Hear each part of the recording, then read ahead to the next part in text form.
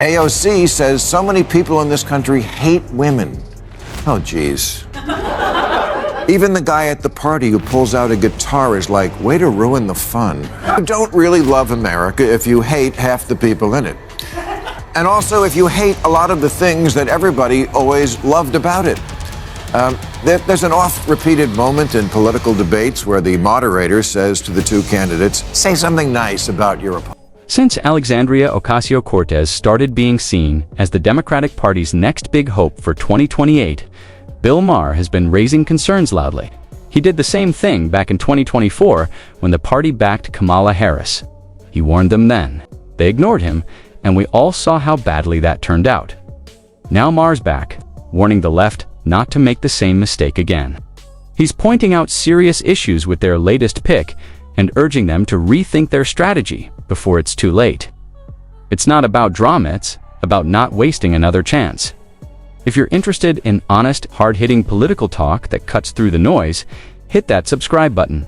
There's a lot more to come. What do you think of the fact that the people who are getting the big crowds right now are AOC and Bernie Sanders? They're going around the country. Thank you, there's that same guy. I call him the always wrong guy. Okay, but I feel like, big crowds, again, the shiny object that the Democrats chase. It's not about the big crowds that come out to you when you're talking in a festival or wherever they are. I think it's because I think Bernie showed up at Coachella. That must have been fun for the fans. It's who shows up on Election Day. And I just don't see that's the ticket. I mean, Cory Booker, I know you've worked with him. I like Cory a lot from my home state of New Jersey. Made a speech for 25 hours. Again, just whacking each other off. This is just not what's going to get the job. Days after Alexandria, Ocasio-Cortez started gaining serious attention as a possible replacement for Kamala Harris. Things started going downhill quickly. Instead of rising to the occasion, AOC has been hurting her own image with every confusing media appearance, from making questionable economic statements to going off on unclear policy rants. She's raising more eyebrows than confidence. If this is the candidate that Democrats are counting on for 2028, they might want to rethink things, because with each new interview, more voters are left wondering, is this really the best they've got? Unemployment is low because everyone has two jobs. Unemployment is low because people are working 60, 70, 80 hours a week and can barely feed their kids.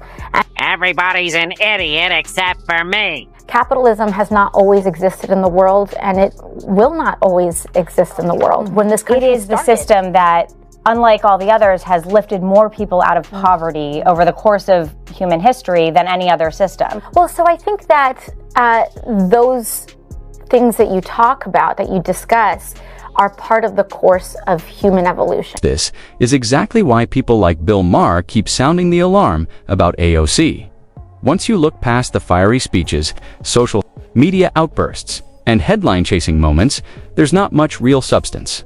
She often mistakes noise for influence and confusion for leadership. There's no clear message, no solid direction, just a constant performance built for attention, not long-term impact. Maher isn't just throwing out opinions, he's picking up on warning signs that others are ignoring. If Democrats decide to pin their 2028 hopes on AOC, they're not just taking a risk.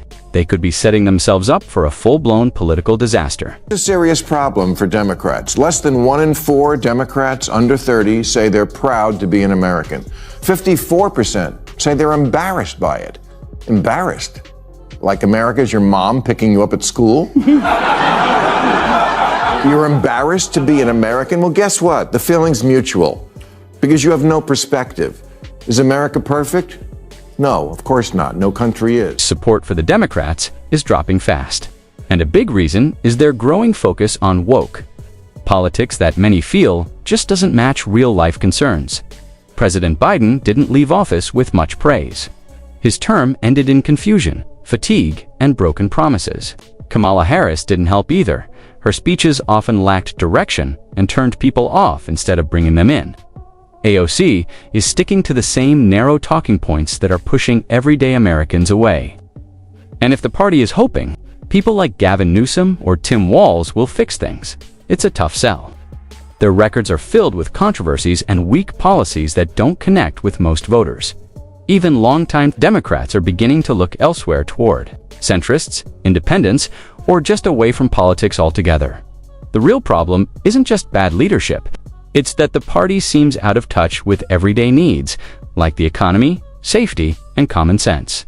Until that changes, more voters will keep walking away. So if you hate a lot of the things that everybody always loved about it, there's an oft-repeated moment in political debates where the moderator says to the two candidates, say something nice about your opponent. Before we get to Bill Maher's main point, here's what he's calling out. AOC and the progressive wing of the Democratic Party seem to hold a deep dislike for traditional American values. Maher slams their constant outrage and obsession with identity politics. To them, anything connected to Trump is automatically bad, even ideas that help the country. Tax breaks for families. Racist, border security, xenophobic, energy independence, climate denial. It doesn't matter if it works. If Trump supported it, they reject it. Maher calls this self-sabotage. The Democrats aren't just opposing Trump, they're ignoring reality. And by doing that, they're losing touch with everyday Americans. All the talk about fighting for the soul of America, nobody seems to like it very much. Too many liberals give the impression that to them, America is just a big, ugh. The red, white, and ew. A country that started out bad and will always be bad, founded on an unrelenting history of sucking and unable to change. But we have changed a lot. Democrat Cori Bush tweeted, "This land is stolen land and black people still aren't free." And this was on the 4th of July. Really? Not that I give a shit about the 4th of July. I've never been a rah-rah guy. But I am a perspective guy. And that's what too much of the left has lost, perspective. Sometimes I open Twitter, take one look, and shut it right back down. The amount of anti-American anger out there is just overwhelming. A lot of it comes from younger liberals, who seem to resent the very country that gives them the freedom to speak out in the first place. They tear apart America's history, values, even the flag, as if there's nothing worth respecting. But here's the truth. I've been to other countries, and most don't come close to what we have here. Not in freedom, not in opportunity, not in quality of life. Bashing your own country isn't brave, it's entitled, and honestly, it's embarrassing. 72% of black people under 30 are optimistic about their future in America. Way more than white people the same age. And as far as the land goes, yes, I guess we could change the name of Captain America to Captain Stolen Land.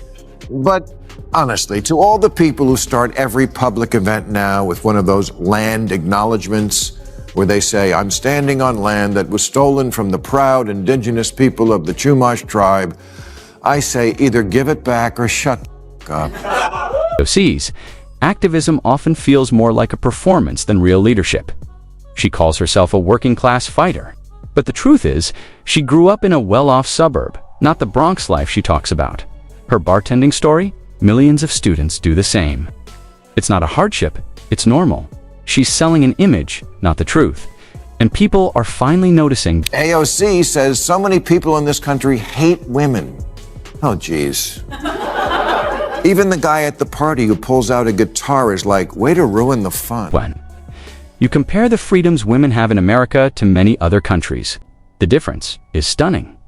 Here, women can vote, work any job, speak freely, own property, and live life on their own terms. They can lead businesses, run for office, and make choices without needing anyone's permission. In many parts of the world, that kind of freedom doesn't exist. Women are still silenced and controlled by strict laws and cultural limits. Yet, AOC and others claim America is hostile to women simply because it pushes back on extreme gender politics. That's not oppression, it's healthy disagreement. And calling it hate in a country where women have more rights than almost anywhere else, that's the real irony. Again, something like the free market is kind of synonymous with America. And if you don't like it, I don't know how you can say you love this country. You know who loves this country?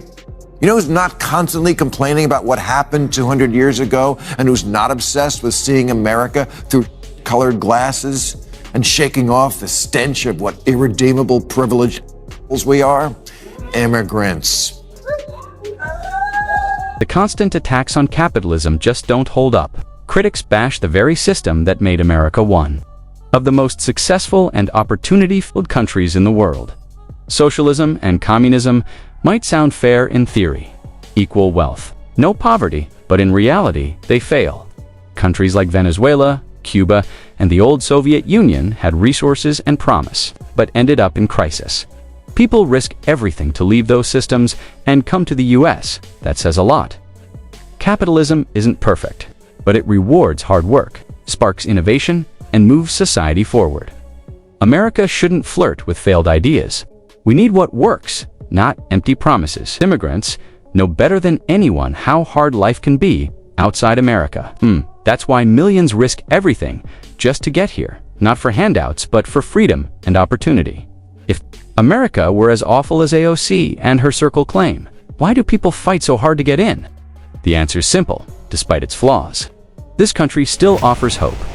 Immigrants aren't chasing socialism or woke politics, they're chasing the American dream.